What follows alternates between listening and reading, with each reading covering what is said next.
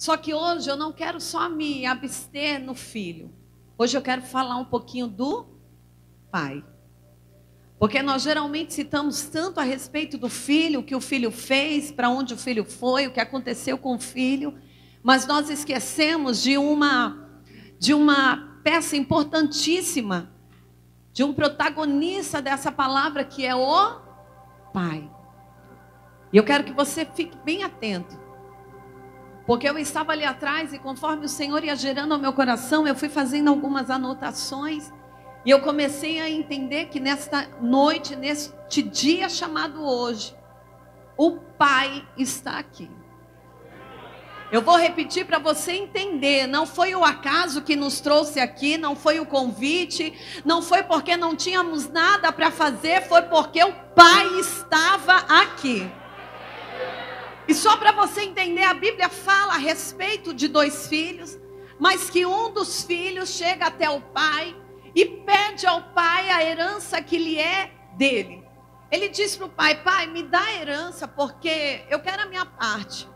E o filho, ele começa, por uma estratégia do diabo, ele começa a focar nas coisas fora da casa do pai. Ele começa a ter desejo pelas coisas fora da casa do pai.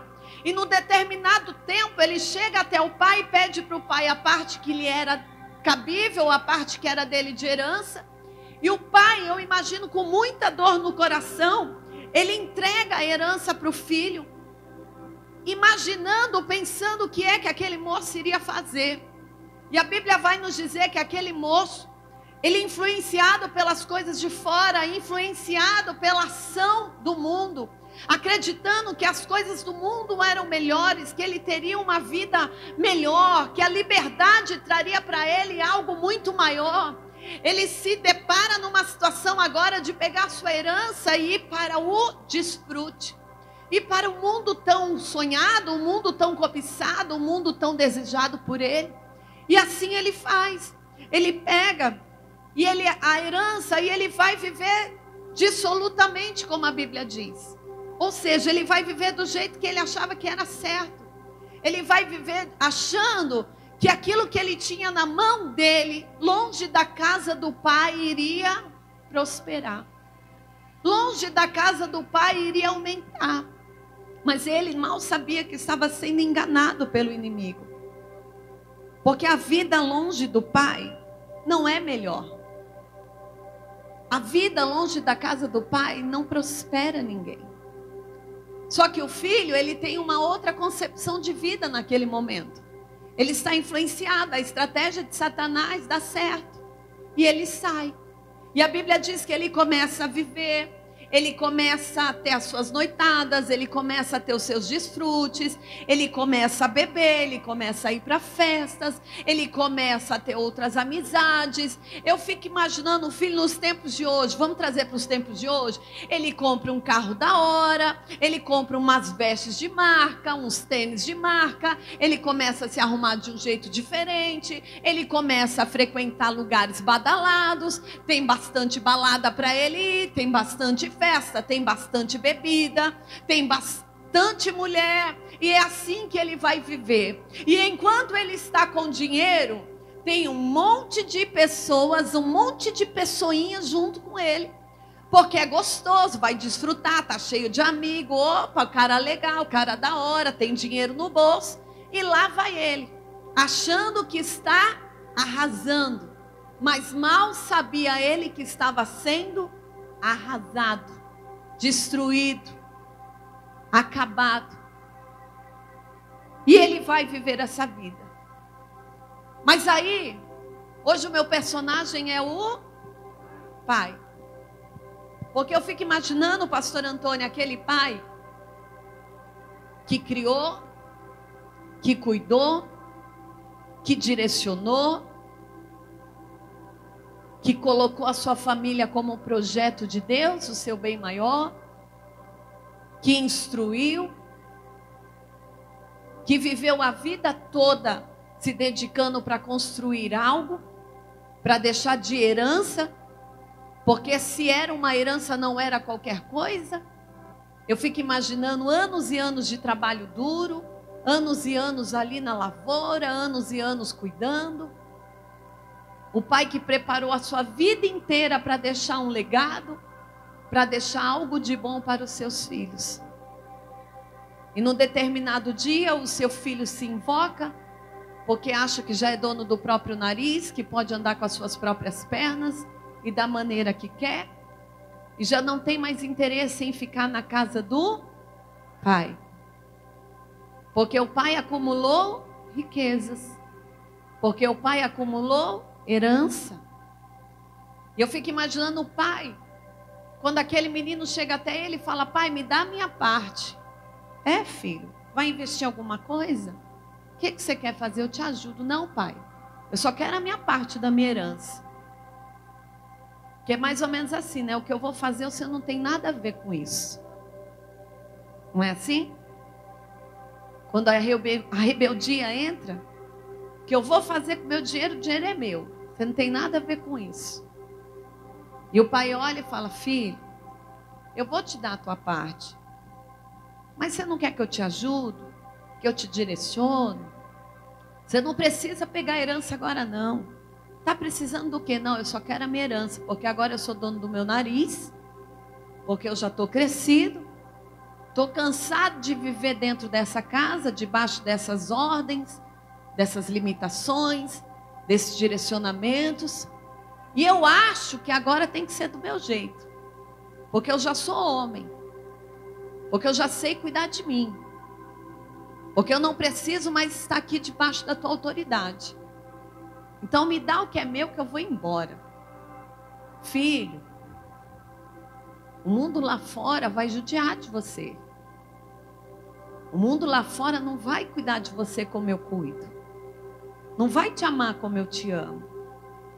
Mas eu quero, pai. E o pai deixa.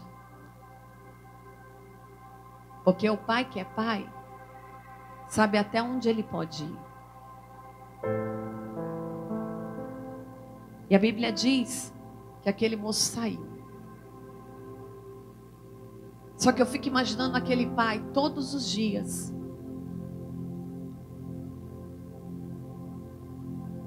Esperando alguém voltar. Eu fico imaginando aquele pai todos os dias. Com a cabeça no travesseiro, imaginando onde ele estava andando, com quem ele estava caminhando, como ele estava se alimentando, o que ele estava vestindo, preocupado, mas ao mesmo tempo, aquele pai levantava todos os dias de manhã perguntando: será que é hoje que ele vai voltar? Será que é hoje que ele vai bater nessa porta? Será que é hoje que eu vou ver o meu filho? E eu fico imaginando aquele pai, mesmo com o coração machucado, ele foi trabalhando dentro dele. Ele foi trabalhando a expectativa, ele foi trabalhando os sentimentos. E aquele pai, Dani, ele estava preparado para quando o filho voltasse, a perdoar, a aceitar, a abraçar. Porque durante toda a ausência do pai, do filho, o pai foi preparando também. Porque se o filho voltasse e encontrasse o pai da mesma maneira, provavelmente ele teria o desejo de voltar a sair. E é aqui que eu quero que você preste bastante atenção. Porque o Espírito de Deus foi falando comigo e eu fui anotando algumas coisas. Porque não há como nós amarmos se nós não estivermos dispostos a perdoar.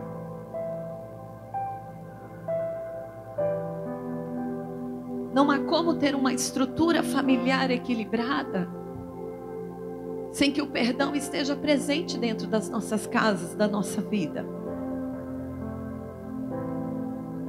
Não há como nós buscarmos a restauração para aquilo que se foi perdido ou para aquilo que se foi embora se nós não estivermos dispostos a colocarmos por terra as mágoas, as marcas do passado, as frustrações que nós vivemos, as decepções que nós passamos. E aquele pai, durante a ausência do filho, ele foi fazendo questão de colocar todas essas coisas no seu devido lugar. Porque ele foi aprendendo e entendendo que se o filho voltasse e ele estivesse com o coração machucado, com o coração cheio de amargura, com o coração cheio de tristeza, ministro Cainã, aquele menino não iria ficar. E hoje nós estamos falando a respeito de um culto de família.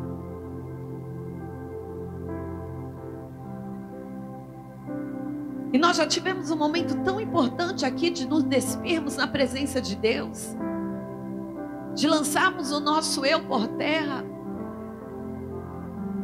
Eu quero te fazer uma pergunta: será que você não tem carregado mágoa por tempo demais? Será que você não tem carregado rancor por tempo que já extrapolou? Porque eu aprendi na minha caminhada que enquanto eu carregava mágoa, ódio, rancor, a minha vida não andava.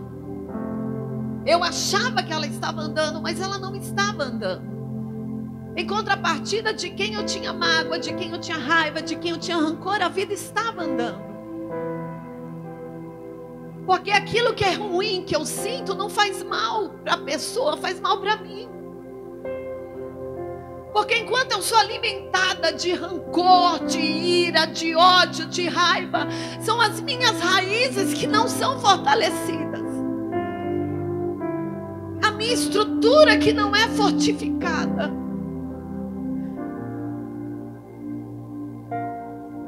E aquele pai entendia exatamente isso. E por mais que ele tivesse sido decepcionado pelo filho, ele sabia que a estrutura que ele queria, que a família que ele queria, tinha que ser diferente.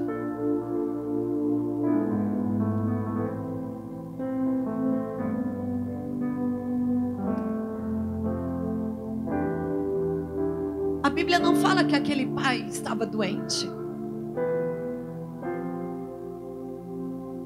Se você olhar e entender, você vai até perceber que aquele pai, ele estava triste, mas doente não.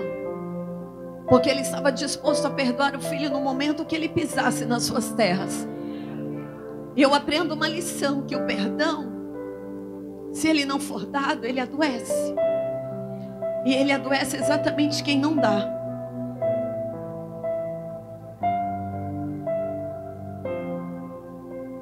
E o pai soube esperar o tempo da restauração. A maioria das vezes nós não temos a paciência de esperar. E nós queremos que as coisas aconteçam do nosso jeito, da nossa maneira.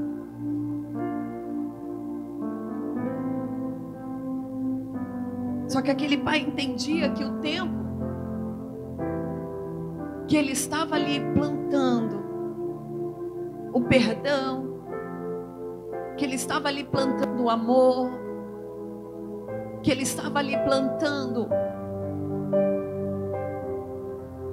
as sementes, uma hora ele iria colher. Olha para quem está ao seu lado, diga para ele: a colheita vai chegar. Fala, fica tranquilo. É o tempo de restauração de Deus.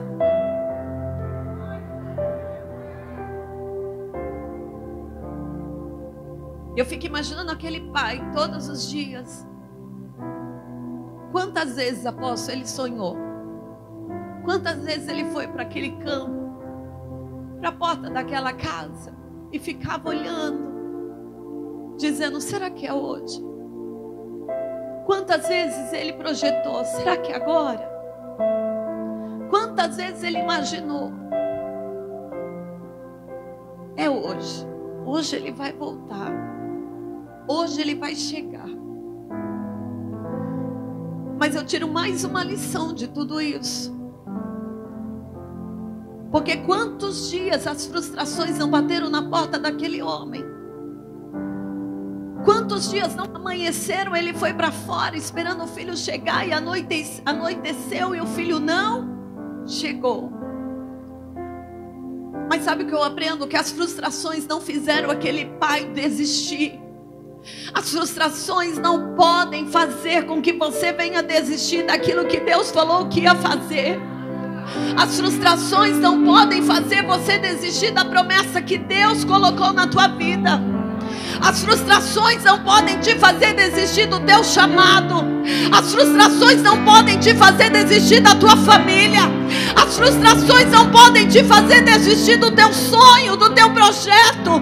Porque pode se frustrar hoje, mas amanhã, meu irmão, eu vou repetir para você entender.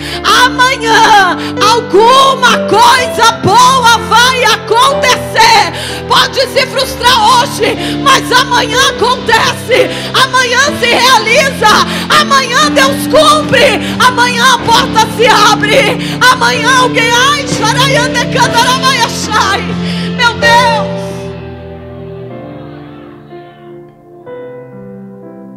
E eu fico imaginando, pastor Antônio, o pai mesmo frustrado, dizendo: eu não vou desistir. Uma hora o meu filho vai voltar. Uma hora eu vou abraçar o meu filho.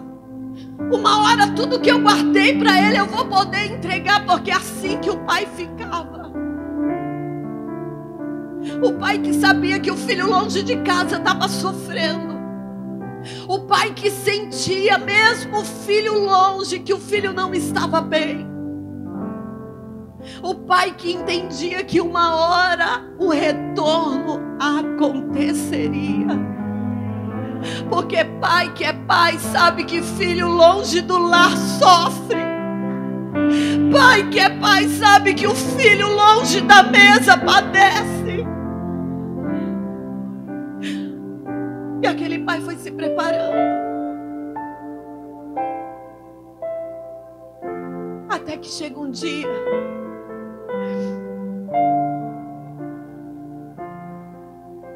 Lá no 17 a Bíblia vai dizer que aquele moço, caindo em si, ele disse: quantos empregados de meu pai têm comida de sobra e eu aqui morrendo de fome?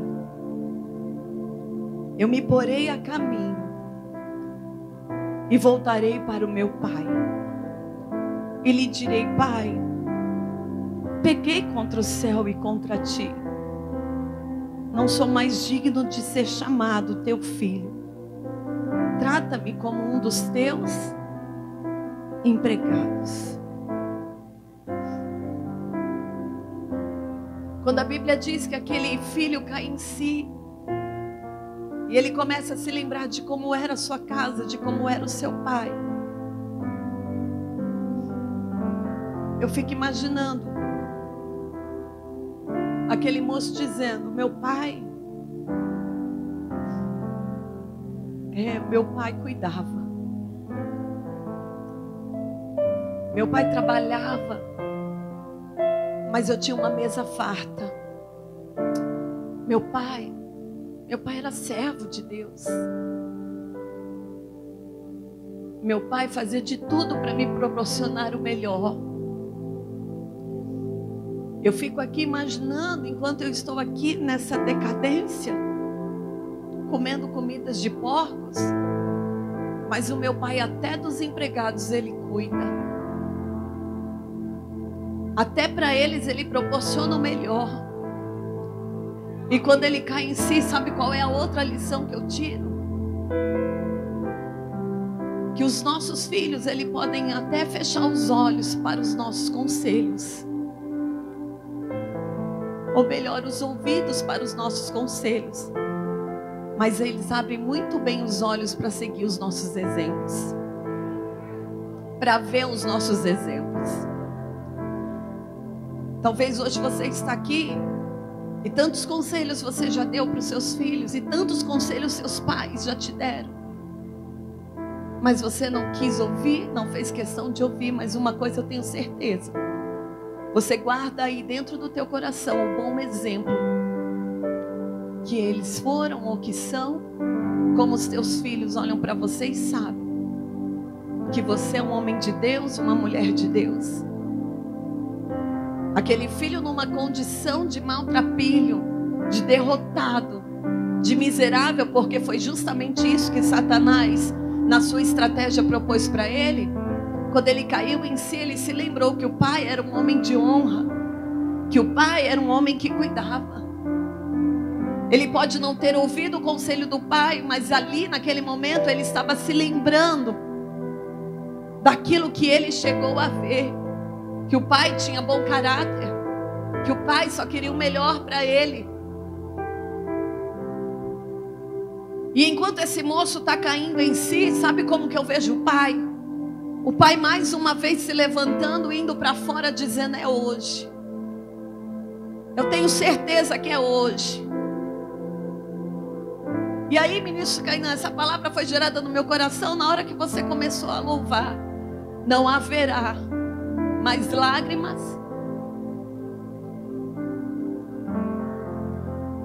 só maravilhas. E eu fiquei imaginando aquele pai lá fora dizendo: Senhor, é hoje. Eu estou sentindo que é hoje, porque está doendo tanto em mim que é impossível que não esteja doendo nele. Porque o pai estava sentindo as dores que aquele moço estava sentindo, estava vivendo de longe aquilo que aquele moço estava vivendo. Mas eu tenho certeza que naquele dia ele se levantou diferente e disse: é hoje. É hoje que a minha casa será restaurada. É hoje que a minha família será completada.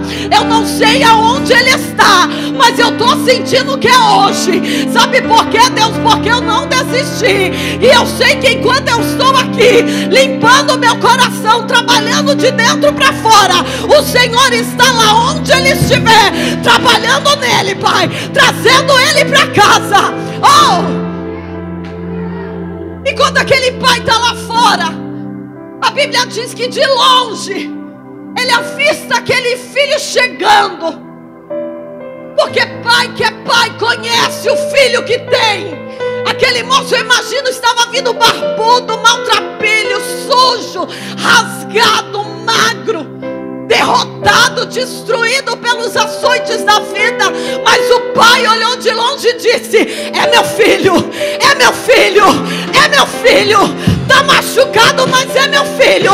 Está destruído, mas é meu filho. Está maltrapilho, mas é meu filho. É meu filho que está chegando. Oh! E de longe ele sabia que era. Eu imagino que a passos largos que aquele moço dava para chegar até o pai, o coração daquele homem ia pulsando, faltando saltar pela boca, e ele dizendo: é ele, pai, é ele que está chegando, é ele que o Senhor trouxe, porque o Senhor disse que restauraria, o Senhor disse que faria. E eu aprendi que o Senhor não é homem para mentir, nem filho do homem para se arrepender. O Senhor disse que iria juntar a minha família. É ele que está voltando, pai. Está doente, está magro, está batido, mas é ele. Oh! E a Bíblia diz que aquele pai corre e pede para que preparem tudo de melhor.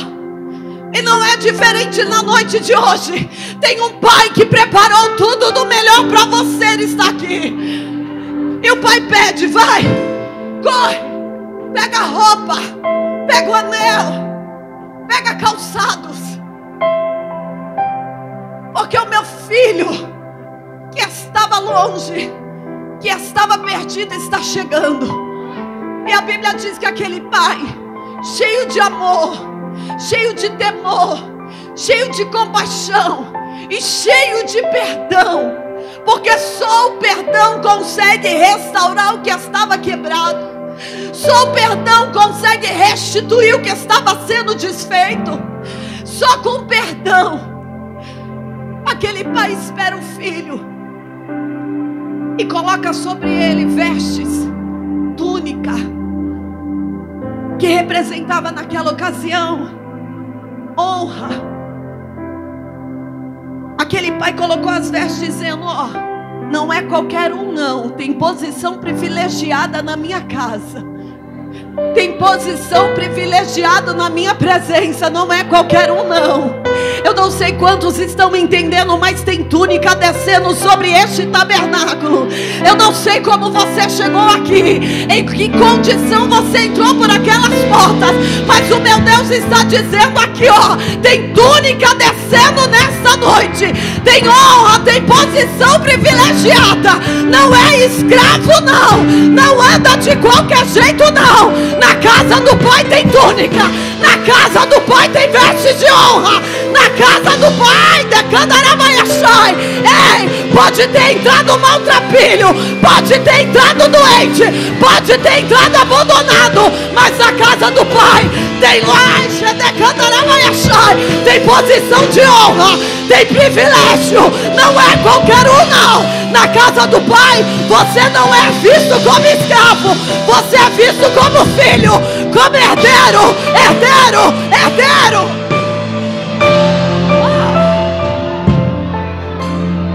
Ele manda buscar o anel, me dá um anel, me dá um anel. Quando o menino chega, põe o anel liberando sobre ele perdão, colocando sobre a vida dele autoridade, dizendo para ele: ei filho, vem cuidar do que é teu por direito, vai voltar a administrar o que é teu por direito, vai voltar a trabalhar naquilo que é teu por direito. Porque se não fosse o perdão, ele não estaria onde ele estava. Porque o que comoveu aquele menino ao longe foi saber que o pai que ele tinha não era qualquer um, que o pai que ele tinha era diferente. Está na hora de nós entendermos que o pai que nós temos não é qualquer um, que o pai que nós servimos é diferente. E coloca o anel. Aí olha os calçados e diz: coloca o calçado, porque calçado é liberdade. E o menino coloca. E sabe o que o pai fala para ele? Tu não anda mais como escravo, tu anda, filho, calçado, tu anda com dignidade. Porque quando o pai calça os pés daquele moço, ele estava devolvendo para ele aquilo que o diabo tirou lá fora, longe da casa do pai: dignidade.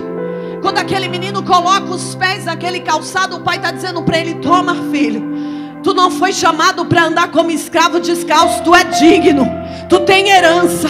Aí o meu Deus está dizendo nesta noite para alguém: se prepara, porque Ele vai colocar calçados de dignidade na tua vida. Você não foi chamado para viver escravizado na mão do diabo. Você não foi lá e gerado para viver como escravo lá fora, fazendo aquilo que o diabo quer. Hoje Deus está calçando sapatos de dignidade, calçados de dignidade. Oh, Araianda Candarabaiachai. Oh, vai se colocando de pé aí no teu lugar.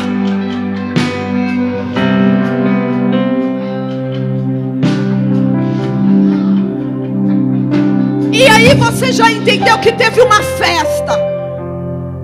O pai reconheceu que o filho que estava perdido voltou. E o pai não podia deixá-lo de qualquer jeito. Coloca sobre ele aquilo que era só dele por direito. Deixa eu dizer uma coisa para você que está aqui. Você não é qualquer um, como alguns apontam o dedo na tua cara e diz que você é. Você não é aquilo que o diabo diz que você é.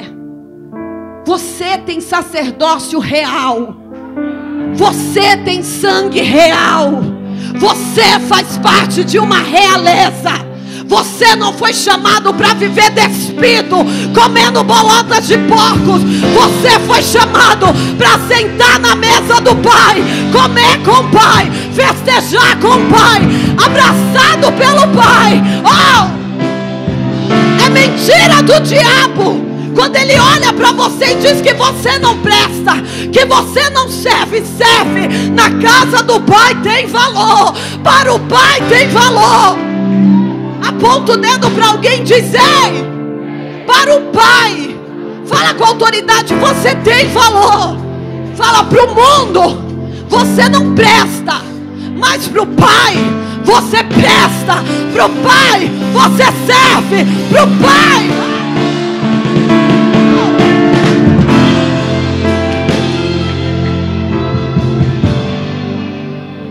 O amor do Pai. O amor do Pai, Washington, buscou aquele menino onde ele estava perdido. Alcançou aquele menino no ápice mais baixo da vida dele. E é esse amor que nos constrange todo o tempo. O amor do Pai que me alcançou quando eu achei que não valia mais nada. O amor do Pai que te alcançou quando você achou que não tinha mais jeito. O amor do Pai que foi lá, entrou só onde Ele pode entrar.